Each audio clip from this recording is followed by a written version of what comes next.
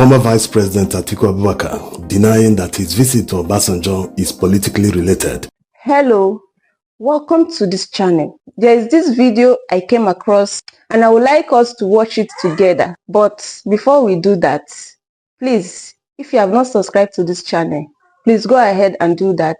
Click on the subscribe button and turn on your notification bell to keep being part of this. Then as you watch, do not forget to react and also drop your comments in the comment section. Hey, cool down now. Cool down.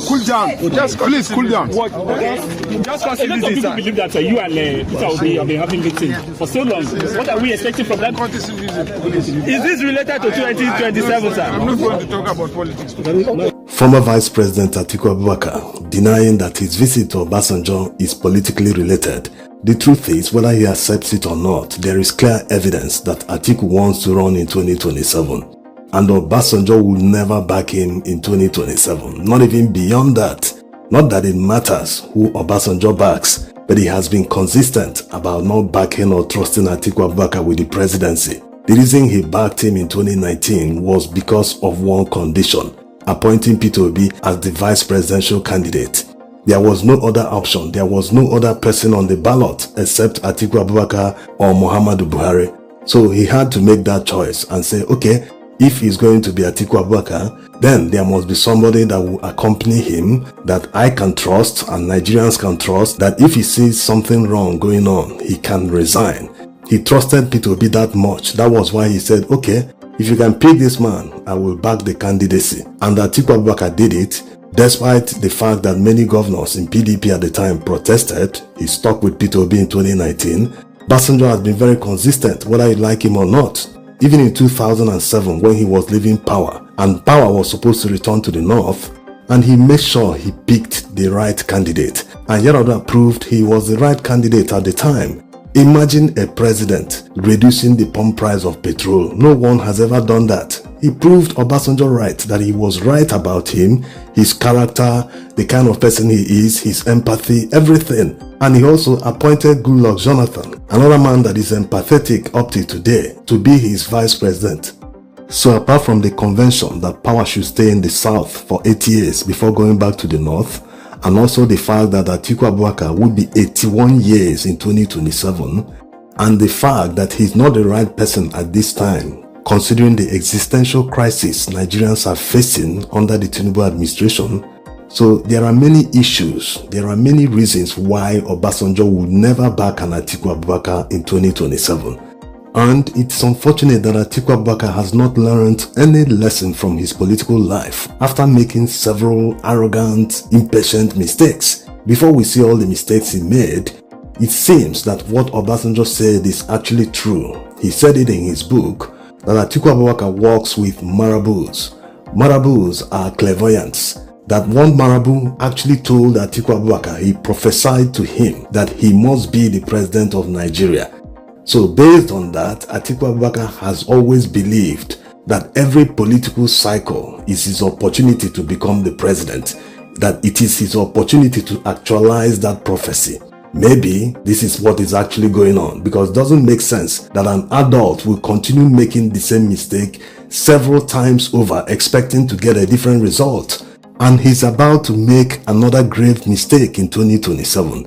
Let's start with the time he had the highest chance of becoming the president of Nigeria, but he bottled everything because of his arrogance and impatience.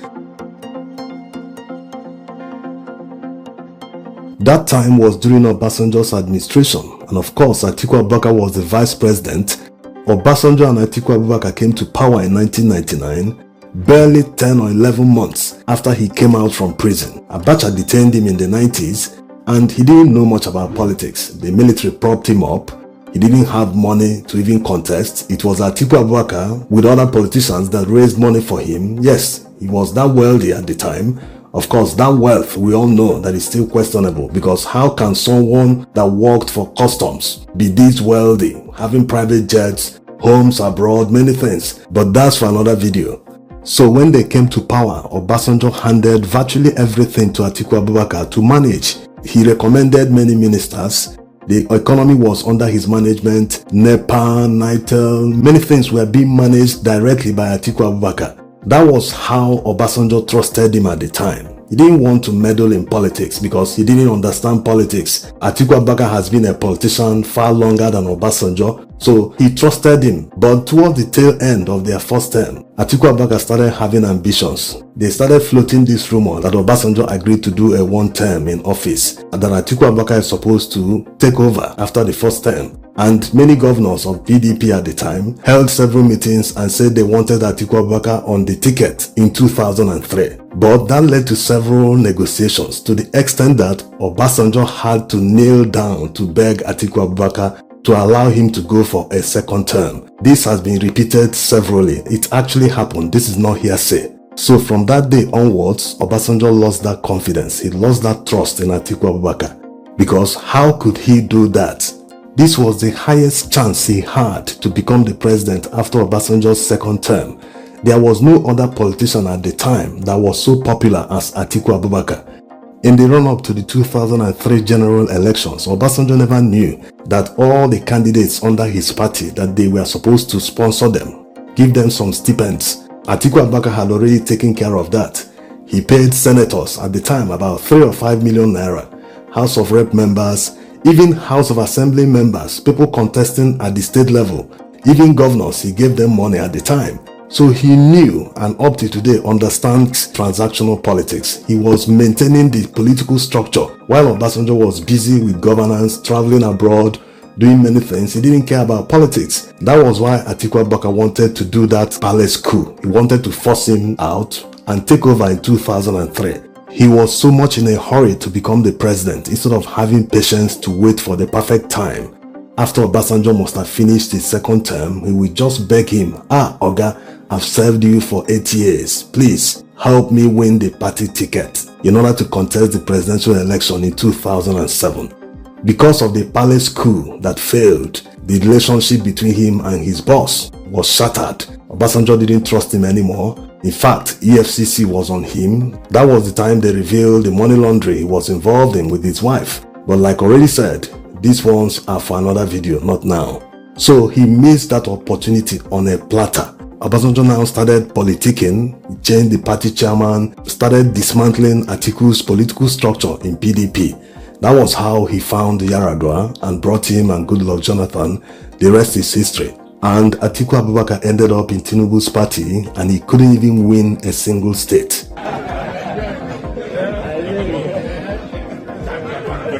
Another time Atiku Abubakar missed a huge opportunity to become the president was under Goodluck Jonathan's administration.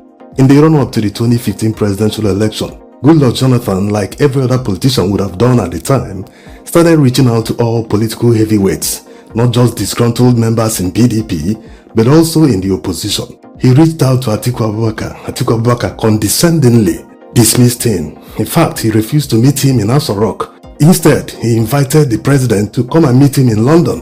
Wike told part of this story during the 2023 presidential election. So you can see his arrogance, how highly he thinks of himself. Someone dictating to a sitting president. Atiku was no one that time. He wasn't in power. He didn't hold any political office. But he was just full of himself, feeling that he could condescendingly talk to the president at the time. Just like what he did during the presidential election campaign of 2023, he told people in Oka in a rally that it is through him that Igbos, an entire ethnic group in Nigeria, would actualize the presidency.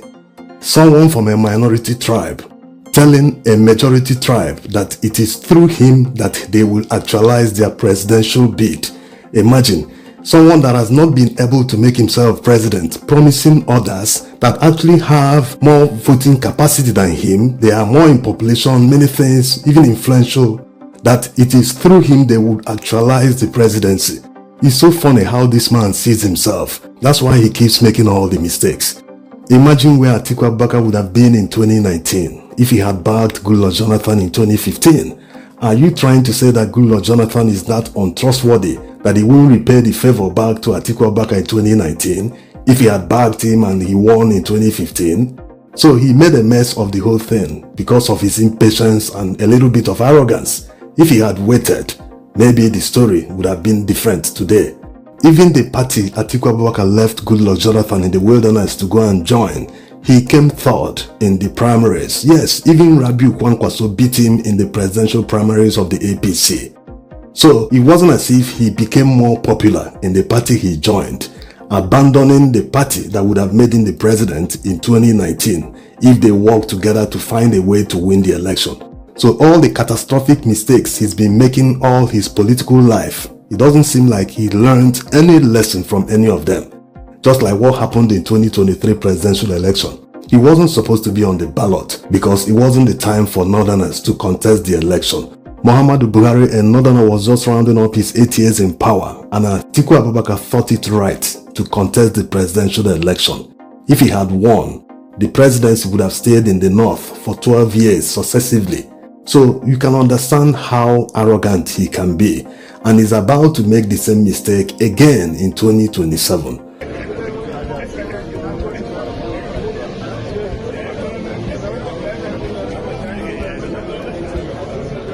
So you can understand Atiku Abubakar's mindset. All the political moves and visitations he's been making since his return from Dubai this year, he cannot be doing it for another person. He's doing it for himself in preparation for 2027.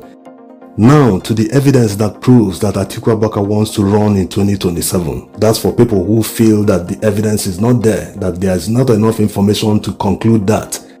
The number one proof is what Rabiu Kwankwaso said a few weeks ago, that they are campaigning and spreading narratives and outright lies against him, that he has accepted to run for one term, Atiku Abubakar will run for one term, and Peter Obi will run for 2 terms. Obviously, considering Atiku Abubakar's age, he is supposed to go first. Yes, he will be 81 in 2027.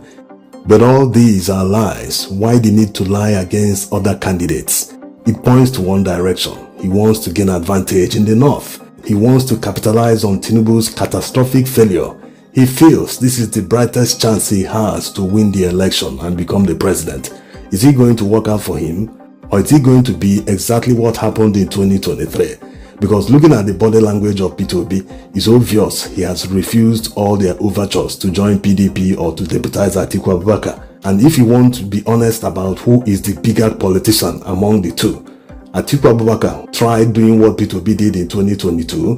He joined Tinubu's party in 2007, was it 2006 thereabout, and contested. He never won a single state. Okay, compare that to what Peter Obi did. He decamped from PDP, joined an unknown party at the federal level, and within 8 months was able to score the allocated 6-point-something million votes.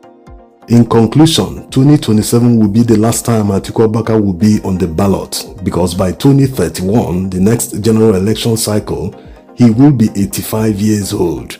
That will be too old to be on the ballot. But let's assume he succeeds in putting himself on the ballot in 2027. He would also fail like he failed in 2023. In fact, Tinubu might just snatch it again because the divided opposition will give him the advantage. Yes, and by that time, Nigerians will look back and realize that Atiku Abubakar actually helped in ensuring that Nigerians couldn't get the leadership they deserve. Thanks for watching.